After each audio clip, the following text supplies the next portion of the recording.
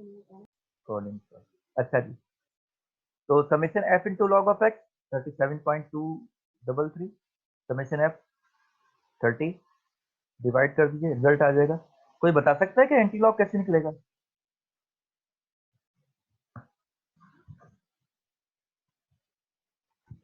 Shift दबा के निकालिए जरा, बताइए क्या आ रहा है।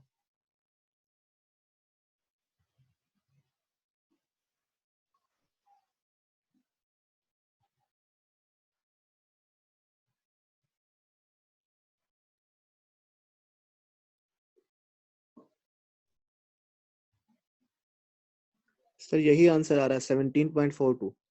17.42 ज्योमेट्रिक मीन आ गया, तो अर्थमेटिक मीन निकल गया, ज्योमेट्रिक मीन निकल गया। अब हार्मोनिक मीन के फार्मूले का रेफरेंस देंगे, जो कि सीधी सी बात है, सेकंड टाइप का फार्मूला है। तो क्या आप इसको देख के बता सकते हैं कि क्या कॉलम बनने चाहिए मजीद टेबल में?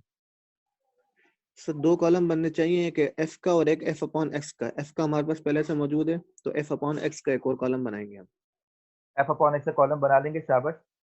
और एफ का कॉलम ये रहा, एक्स ये रहा, दोनों को डिवाइड करेंगे और हमारे पास समेशन एफ अपॉन एक्स आ जाएगा। रिजल्ट हमारे पास मौजूद है और समेशन एफ हमारे पास 30 है, तो लिहाजा वैल्यू पुट कर दीजिए, डिवाइड कर दीजिए, रिजल्ट आ जाए। तो जरा रिजल्ट को देख के बताइए, क्या अर्थमेटिक मीन वाकई बड़ा आ रहा है?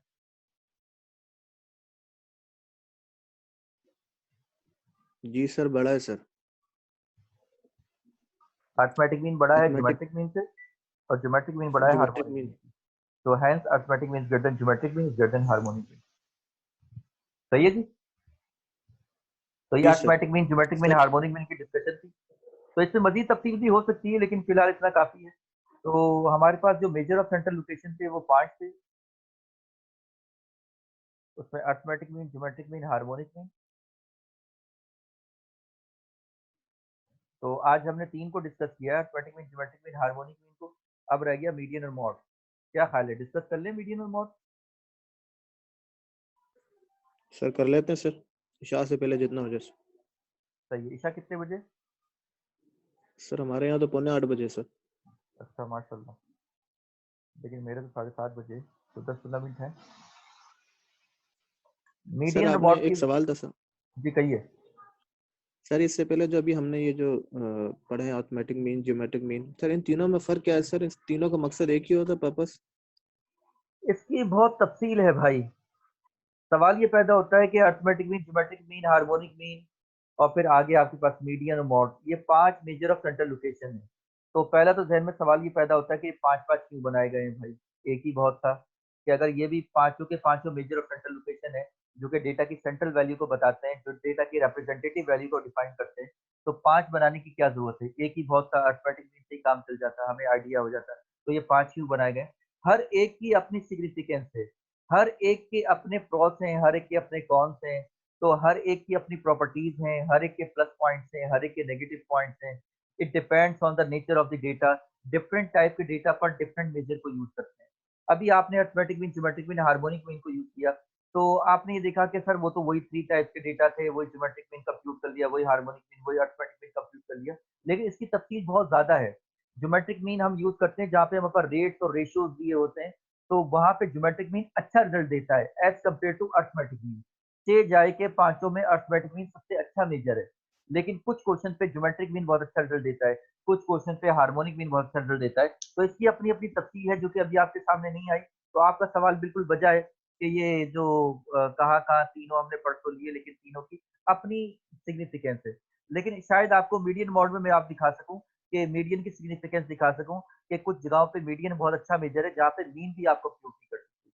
कुछ जगहों पे मॉड बहुत अच्छा मेजर है जहाँ पे चारों के चारों यूज नहीं कर सकते आप। तो हर एक की अपनी सिग्निफिकेंस है। कोई ये कहे कि 5 में से एक ही बेहतर है, तो ये गलत होगा, क्योंकि कुछ टाइप के डेटा ऐसे जिससे मॉड निकलता है, बाकी कुछ भी नहीं निकलता। कुछ टाइप के डेटा ऐसे जिसमें मीडियन ही निकाल सकते हैं, मीडियन कंप्यूट कर लेते हैं आप, बाकी चीजें कंप्यूट नहीं कर सकते। या मीडियन आपको बहुत अच्छा रिजल्ट देता है, बाकी अच्छा रिजल्ट नहीं देते। तो ऐसे क्वेश्चन हैं।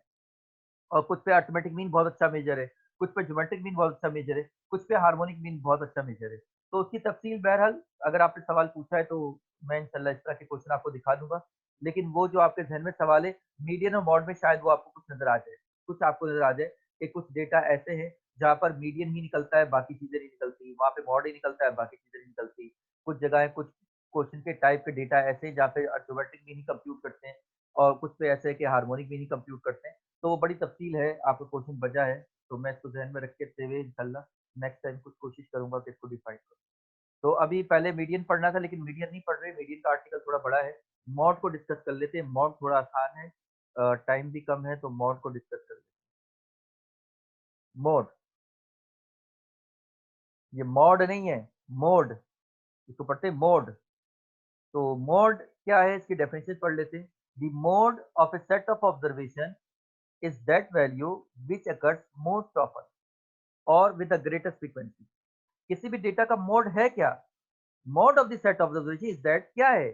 इज दैट वैल्यू, मोड एक ऐसी वैल्यू है विच अकर्स मोस्ट ऑफन और विद द ग्रेटेस्ट फ्रीक्वेंसी। यानी किसी डेटा का मोड क्या है? वो असल में वो वैल्यू है जो अकर करती है मोस्ट ऑफन, जो बहुत दफा आ रही हो, जो बहुत दफा रिपीट हो रही हो, वो मॉड है। या जो बहुत ज्यादा ग्रेटेस्ट फ्रीक्वेंसी के साथ आ रही हो, या जिस वैल्यू की फ्रीक्वेंसी बहुत बड़ी हो। सर वैल्यू की फ्रीक्वेंसी क्या होती है? यार जितनी दफा वैल्यू रिपीट होती है ना, वो उसकी फ्रीक्वेंसी होती है। जो वैल्यू जितनी दफा रिपीट होती है ना, वो उसकी फ्रीक्वेंसी होती है। अगर टू जो है वो 3 दफा रिपीट हो रहा है, तो टू की फ्रीक्वेंसी 3 होगी, जो कि मैं अभी क्वेश्चन में आपको दिखाऊंगा। अच्छा, यानी कि मॉड सर वो वैल्यू होती है जो कि डेटा में बहुत ज्यादा या रिपीट होती है। सर और कोई तारीफ नहीं है? हाँ, एक और तारीफ भी है, देख लो। The most repeated value in a set of data is called mode. The most repeated value, अच्छा, यानी जो ज्यादा दफा रिपीट होगी वो मॉड होगा। सर अगर डेटा में कोई वैल्यू रिपीट ही ना हो, हाँ, अगर डेटा में कोई वैल्यू रिपीट ही ना हो, तो क्या उसका मॉड नहीं निकलेगा? नहीं, उसका मॉड नहीं निकलेगा। सर ये फिर तो अच्छा मेजर नहीं हुआ। हाँ, कह सकते हैं कि अच्छा मेजर नहीं भी है और अच्छा मेजर है भी। कुछ डेटा की टाइप अभी दिखाएंगे जिसमें मॉड के अलावा कुछ नहीं निकल सकता, तो उस लिहाज से तो वो बहुत अच्छा है। और कुछ टाइप के डेटा ऐसे आएंगे जिसमें मॉड कंप्यूट नहीं हो सकता। आप अर्थमेटिक मीन कंप्यूट कर सकते हैं, मीडियन कंप्यूट कर सकते हैं, लेकिन मॉड कंप्यूट नहीं होता। सही है, हर एक के अपने अपने प्लस और नेगेटिव पॉइंट है। तो यानी कि आप ये कह रहे हैं कि जो मोस्ट रिपीटेड वैल्यू होगी वो डेटा की मॉड होगी। जी हाँ। अजान हो रही है, तो ऐसा करते हैं, अजान का जवाब देते हैं 2 मिनट और फिर कंटिन्यू करते हैं।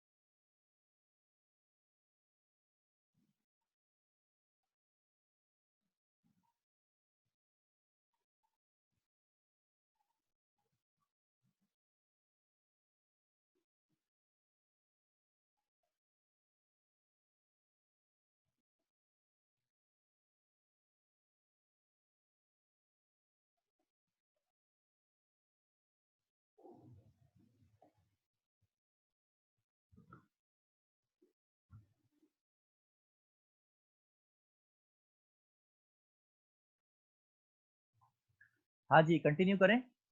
आप लोग मौजूद हैं? जी सर, कंटिन्यू अच्छा, करते हैं सर। मॉड के बारे में कहा कि मॉड जो है वो डेटा की वो वैल्यू है जो ज्यादा दफा रिपीट होती है। अच्छा, पढ़ते हैं आगे। Mode does not always exist. Mode हमेशा कंप्यूट नहीं होता। राइट सी बात है। अगर डेटा में कोई वैल्यू रिपीट ही ना हो रही हो तो मोड एग्जिस्ट ही नहीं करेगा। अच्छा, अ डिस्ट्रीब्यूशन में हैव वन और मोर देन वन मोड। एक डिस्ट्रीब्यूशन के अंदर एक या एक से ज्यादा मोड हो सकते हैं। सर क्या मतलब? अरे भाई, दो वैल्यू अगर सेम टाइम रिपीट हो रही है तो फिर दो मोड हो जाएंगे। अच्छा, क्या आप ये क्वेश्चन दिखाएंगे? जी हाँ, मैं दिखाऊंगा। अ डिस्ट्रीब्यूशन में हैव वन और मोर देन वन मोड। अच्छा, आगे। If a distribution has only one mode, it is called unimodal distribution. अगर किसी डिस्ट्रीब्यूशन का एक ही मोड है तो उसको यूनिमॉडल डिस्ट्रीब्यूशन कहा जाता है। If a distribution has two modes, it is called bimodal distribution. अगर उसके दो मोड हैं तो वो बाईमॉडल डिस्ट्रीब्यूशन कहलाता है। If a distribution has more than two modes, it is called multimodal distribution. अगर उसके दो से ज्यादा मोड है तो उसको मल्टीमॉडल डिस्ट्रीब्यूशन कहा जाएगा। अच्छा जी, आगे। सिंबॉलिकली मोड में be representative by x head, क्योंकि आप मीन को एक्स बार से रिप्रेजेंट करते हैं और मोड को आप एक्स हेड से रिप्रेजेंट करते हैं। वैसे तो मोड को हम आमतौर से मोड ही लिखते हैं, मोड को हम आमतौर से मोड ही लिखते हैं, लेकिन कुछ राइटर जो है एक्स हेड से भी लिखते हैं। तो आप ये सिंबल यूज कर सकते हैं, मना नहीं है। लेकिन जैसे कि मीन के लिए हम एक्स बार यूज करते हैं, तो मीन के लिए एक्स बार जो है ना वो डिफाइंड है कि एक्स बार का मतलब मीन है। एक्स हेड मोड के लिए यूज करते हैं, लेकिन कुछ लोग यूज करते हैं, कुछ नहीं यूज करते। तो अगर कोई मोड ही लिख दे तो ज्यादा अच्छा है, और अगर कोई एक्स हेड लिख दे तो मना नहीं। आप तो कहा करते थे कि आर्टिकल में दो फार्मूले हैं, और यहाँ पे तो आपने डायरेक्टली मोड का एक ही फार्मूला लिखा हुआ है, mode in case of group frequency distribution. तो सर ये तो ग्रुप फ्रीक्वेंसी डिस्ट्रीब्यूशन के लिए फार्मूला है, और ये तो थर्ड टाइप का डेटा होता है। तो फर्स्ट टाइप की और सेकंड टाइप के लिए क्या होगा? नहीं, उसका कोई फार्मूला नहीं है। उसका कोई फार्मूला नहीं है। तो सर कंप्यूट कैसे होगा? जबानी कंप्यूट हो जाएगा। बाय डेफिनेशन मोड की तारीफ को यूज करते हुए यूज कर ले। अच्छा, तो सर मोड में तो आसानी हो गई, यानी कि मोड का एक ही फार्मूला है। हाँ, मोड का एक ही फार्मूला है, और वो भी ग्रुप फ्रीक्वेंसी डिस्ट्रीब्यूशन के अंदर है, यानी कि थर्ड टाइप के डेटा पे हम ये फार्मूला यूज करेंगे, और फर्स्ट टाइप को और सेकंड टाइप को हम बाय डेफिनेशन कंप्यूट करेंगे। तो mode in case of group frequency distribution ये वाला फार्मूला है, जो कि नेक्स्ट टाइम हम डिस्कस करेंगे। सही है, आगे चले। एक डेटा आपको दिया हुआ है, आपसे कह रहा है find mode for the following data. Data दिया हुआ है, which type of the data is this? Sir first type of data sir, first type का रॉ डेटा है। डेटा। रॉ डेटा है, फर्स्ट टाइप का डेटा है, अनग्रुप डेटा है, primary data है। अच्छा, मोड कंप्यूट करना है भाई।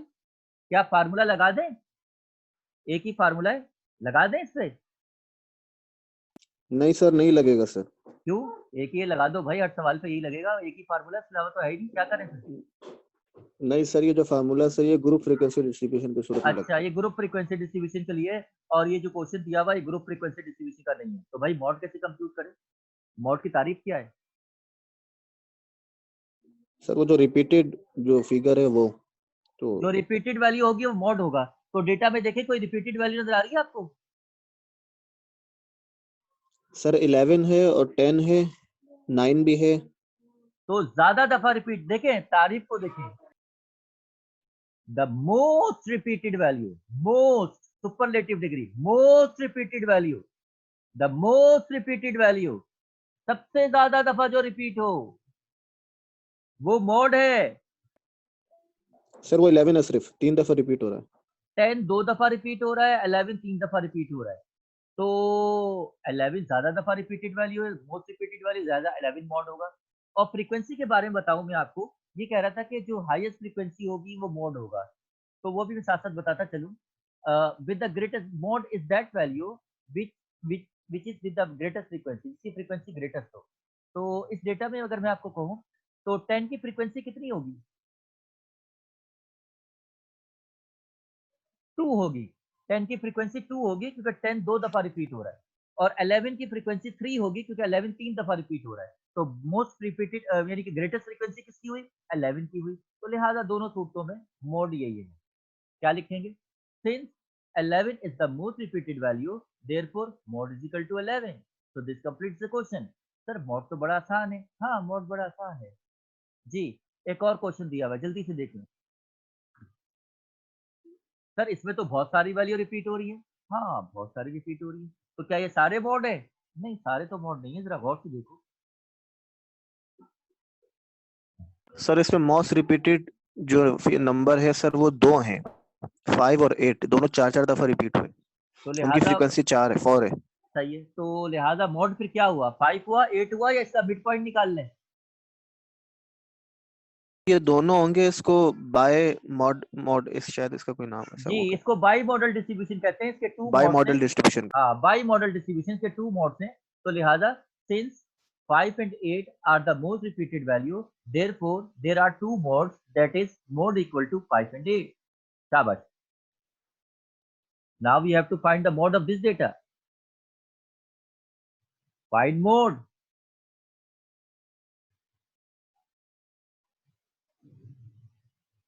इसमें क्या सर होगा इसमें भाई? कोई रिपीटेड ही नहीं है, तो क्या होगा? रिपीटेड ही नहीं है सर। तो क्या करें?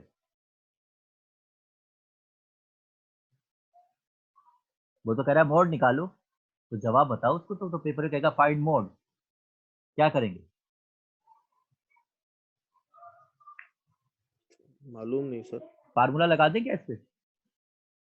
नहीं सर फार्मूला तो नहीं लगेगा सर, चूंकि ये ग्रुप फ्रीक्वेंसी डिस्ट्रीब्यूशन तो नहीं है। फार्मूला तो किसी सूरत ही लगेगा। तो लिहाजा इसका कोई मोड नहीं है। अक्सर लोग तालिब इल्म गलती करते हैं, लिख देते हैं mode is equal to zero. भाई जीरो भी एक वैल्यू होती है, जीरो भी एक वैल्यू होती है, तो मोड इसका जीरो नहीं है। There is no mode because there is no repeated value, that is why there is no mode. जवाब है इसका। Since each value is repeating same number of times therefore there is no mode. ये भी सही है, लेकिन आप इसका लिख दें since there is no repeated value, since there is no repeated value therefore there is no mode. कोई रिपीटेड नहीं है, तो लिहाजा कोई मोड नहीं है। हाँ, which type of the data is this? Sir यहाँ तो कुछ भी नहीं लिखा हुआ। Which type of the data is this? Sir ये सेकंड टाइप का डेटा है सर। ये सेकंड टाइप का डेटा, इसका नाम क्या है भाई? सेकंड टाइप तो हम सर कह रहे हैं। सिंपल सिंपल सिंपल और डिस्क्रीट। सिंपल फ्रीक्वेंसी डिस्ट्रीब्यूशन है, डिस्क्रीट फ्रीक्वेंसी डिस्ट्रीब्यूशन है, अनग्रुप फ्रीक्वेंसी डिस्ट्रीब्यूशन है। और ये हमारे असर में इसको आप कह लें कि ये सेकंड टाइप का डेटा है। सही है। तो मोड निकालना है। तो ये कॉलम का नाम क्या है यार? ये तो शू साइज लिखा हुआ है, कॉलम का क्या नाम है? सर एक्स से रिप्रेजेंट एक्स। हाँ ये एक्स है, जाहिर सी बात है ये एक्स है। बहरहाल क्वेश्चन दिया हुआ है मोड फाइंड करना है, तो कर दें सबसे पहला काम क्वेश्चन का कॉपी करना, अगला काम फार्मूले का रेफरेंस देना है। फार्मूले का नहीं रेफरेंस सर यहाँ पे भी नो सर, यहाँ पे फार्मूला नहीं लगेगा, क्यों भाई? एक ही फार्मूला क्योंकि सर दिया हुआ ये है। ग्रुप फ्रीक्वेंसी डिस्ट्रीब्यूशन नहीं है हाँ इसलिए। ये ग्रुप फ्रीक्वेंसी डिस्ट्रीब्यूशन नहीं है, तो फार्मूला लग नहीं सकता, तो फिर क्या करें भाई? सोचो भाई क्या करें फिर, जबानी कुछ करो इसका। सर जबानी कैसे करें, यहाँ पे रिपीटेड वैल्यू कैसे देखें? अरे एक तो आपने सीखा कि मोस्ट रिपीटेड वैल्यू, एक उसने ये बात भी तो कही थी कि जो बड़ी फ्रीक्वेंसी होगी जिस वैल्यू की वो मोड होगा। हाँ, the value with the greatest frequency. तो बताओ इसके अंदर मोड सर 6 मोड है या 6 23 मोड है? सर 6 है। हाँ मोड 6 है, क्योंकि 23 दफा तो वो रिपीट हो रहा है। 23 दफा रिपीट हो रहा है। 23 कोई नंबर का नाम थोड़ी है। फ्रीक्वेंसी का मतलब होता है the number of occurrence of that value, the number of repetition of that value. तो 23 दफा तो 6 रिपीट हो रहा है, 23 कोई नंबर थोड़ी है, तो 23 दफा रिपीट हो रहा है। डेटा तो 6 है, तो लिहाजा मोड 6 होगा। शाबाश, बिल्कुल सही कहा आपने। और ये लिखा हुआ है हमने, since shoe size 6 has the greatest frequency, shoe size 6 has the greatest frequency, therefore modal size is equal to 6, या therefore mod equal to 6, mod equal to 6 लिख दीजिएगा आप, mod is equal to 6। have you got it? Yes sir. अब ये third type का data है जिसपे formula लगाना है। तो ये नेक्स्ट टाइम इंशाल्लाह नेक्स्ट टाइम के लिए रखिए, क्योंकि अभी हमारी तो नमाज का वक्त बहुत करीब हो गया, मैंने वजू भी करना है। तो इंशाल्लाह नेक्स्ट टाइम करते हैं। तो नेक्स्ट टाइम कल इतवार का दिन है, मगरिब के बाद ही कोशिश करिए क्लास रखने की, ना हुआ तो फिर ईशा के बाद रखेंगे। Is it clear? Yes sir. काफी आज के लिए इतना।